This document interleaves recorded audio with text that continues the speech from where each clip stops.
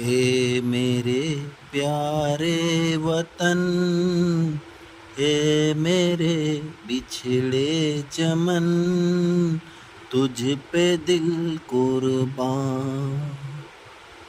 तू ही मेरी आबरू, तू ही मेरी शान।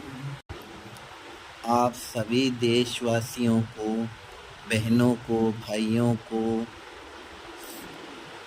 78वें स्वतंत्रता दिवस की बहुत बहुत शुभकामनाएं। बधाइयाँ बधाइयाँ बधाइयाँ। आज सारा देश उत्सव मना रहा है, अपनी आज़ादी का 78वां स्वतंत्रता दिवस का जश्न मना रहा है। मनाए भी क्यों नहीं। 200 वर्ष तक ब्रिटिश शासन की गुलामी की जंजीरों में जकड़े रहने के बाद आज के दिन हम भारतवासियों के त्याग, तपस्या और बलिदान का रिजल्ट हमारी स्वतंत्रता के रूप में हमें सौगात के रूप में मिला है। आज का दिन हर एक देशवासी के लिए बहुत महत्वपूर्ण दिन है।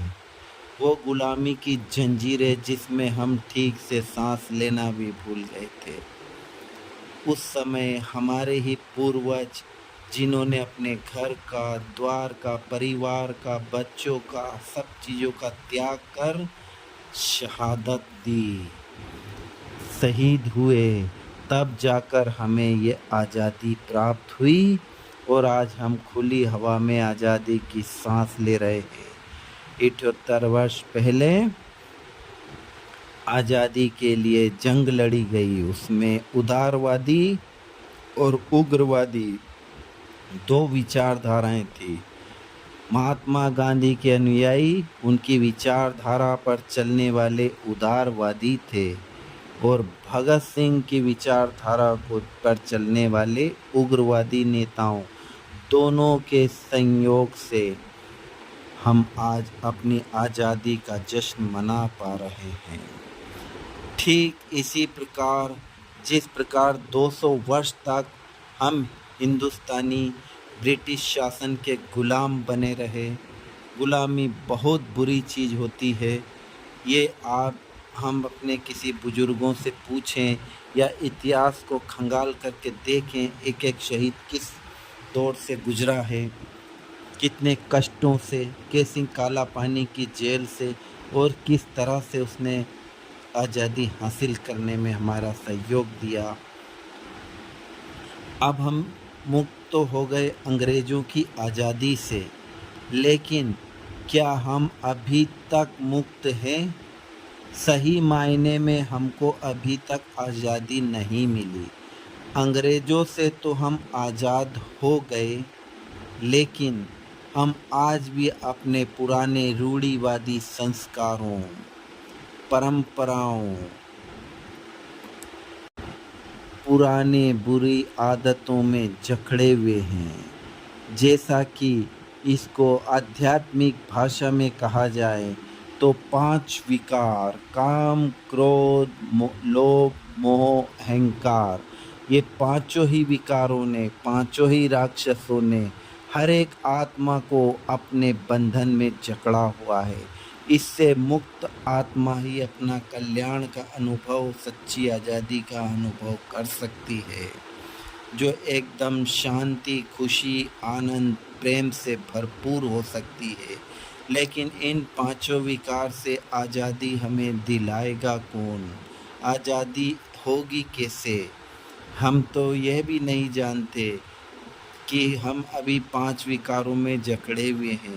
लेकिन ये 5 विकार जब कष्ट देते हैं, आत्मा को तकलीफ़ देते हैं, तब हम इससे छूटने के लिए, मुक्ति के लिए प्रयास करते हैं, लेकिन प्रयास नहीं सफल हो पाता।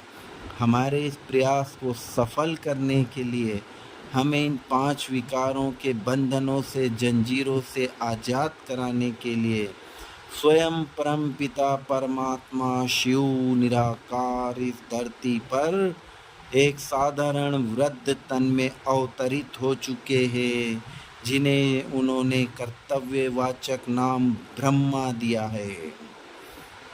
जिस प्रकार से गीता में दिए हुए वचनों के अनुसार यदा यदा ही धर्मस्य अर्थात मैं हर संगम युग में इस धरा पर अवतरित होता हूँ पाप कर्म करने वालों का विनाश करने के लिए, साधु पुरुषों का उद्धार करने के लिए, विश्व कल्याण करने के लिए, अनेक धर्मों का विनाश कर एक सत्य धर्म सतयुगी राज की स्थापना करने के लिए परमात्मा का अवतरण हो चुका है ब्रह्मा तन में।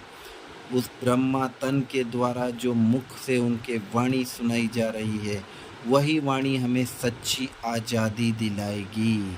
हर आत्मा को इन 5 विकारों के बंधन से मुक्त कराएगी। हमें नित्य प्रतिदिन उन वाणी को सुनना है, उसे धारण करने की शक्ति भी हमें परमात्मा द्वारा ही मिलेगी।